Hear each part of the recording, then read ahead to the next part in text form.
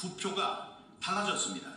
재검표 결과로 무려 279표가 바뀐 것이고 이것은 헌정 사상 처음 있는 일이었습니다.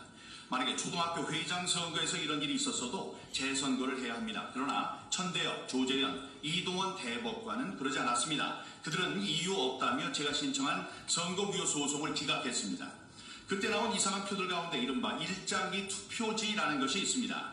관리관의 도장이 빨간 잉크로 뭉개진 모습으로 찍혀서 도장에 새겨진 글자가 무슨 글자인지 도무지 알아볼 수 없는 형태로 된 것들이었습니다. 선관위는 곧바로 이것은 인주를 찍을 필요가 없는 만년 도장인데 관리관이 그런 줄 모르고 인주를 찍을 때 나오는 현상이라고 설명했습니다. 거짓말입니다.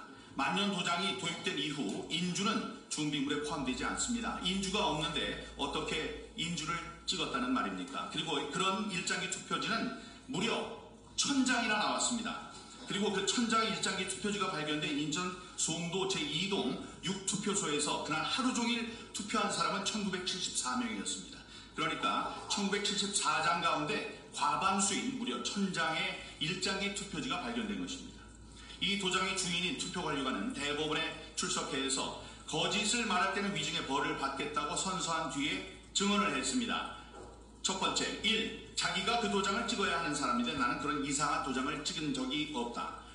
2. 내가 찍지 않을 땐 하급장이 투표 사무원이 도장을 찍는데 그 사무원도 내게 그런 이상한 도장을 찍었다고 보고한 일이 없다. 3.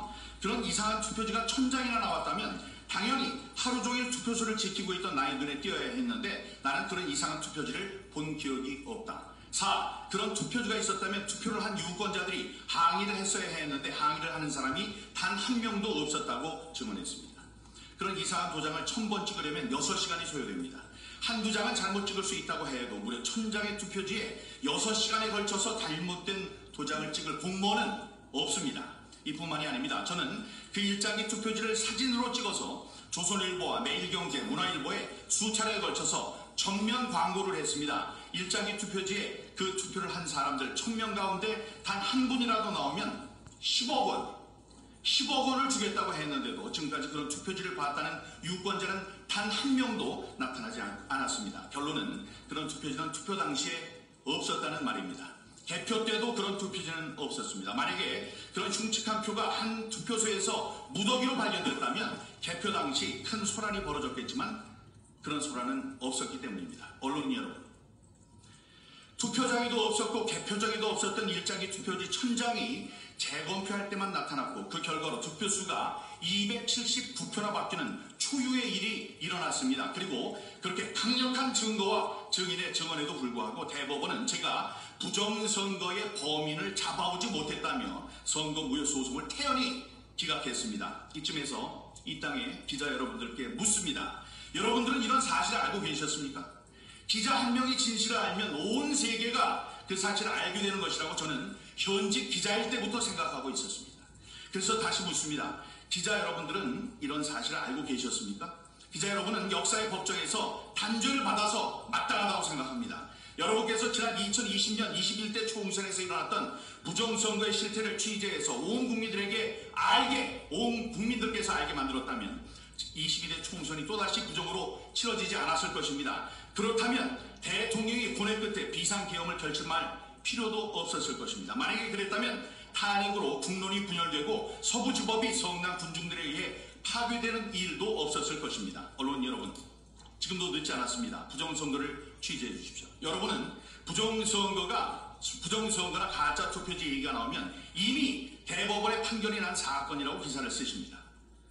그 대법원의 판결이라는 것이 마치 3심의 결과인 것처럼 아는 분도 계십니다. 아닙니다. 선거무효 소송은 재판을 딱 한 번만 진행하는 단심제입니다. 그리고 그 대법원의 판결은 180일 6개월 안에 끝내기로 되어 있습니다. 그런 법을 어기고 대법관들은 저의 재판을 무려 27개월이나 끊었습니다. 지연된 정의는 정의가 아닙니다. 그 판결도 결정적인 증거와 증인의 증언은 무시하고 선관위의 거짓말을 믿어서 나온 판결입니다. 검찰과 경찰도 수사 끝에 혐의가 없다고 결론을 냈다고 쓰는 기자분들도 있었습니다. 저는 부정선거와 관련해 무려 17건의 고소고발을 했지만 경찰과 검찰은 고발인 조사도 없이 다만 대법원이 심리 중인 사건이라는 이유로 모두 발견한 것입니다. 검찰과 경찰의 부정선거 수사는 없었습니다. 다만 윤석열 대통령이 검찰총장 시절 부정선거 사건을 수사해보고 싶었다고 말한 것이 전부입니다. 대법원의 판단이 여러분들의 눈을 대신할 수 없습니다. 언론인 여러분, 지금 바로 일장기 투표지, 화살표 투표지, 좌우 여백이 다른 투표지, 배춧잎 투표지를 한번 찾아보고 단 하나의 기준으로 그 투표지들의 진위 여부를 판단해 주시기를 요청합니다. 내가 이런 투표지들을 받았다면 나는 과연 이런 투표지에 투표를 했을 것인가? 답변은 아니라는 것입니다. 바로 그것이 가짜 투표지, 부정 투표를 판정할 가장 확실한 증거이고 기준입니다. 저는 기자 출신입니다.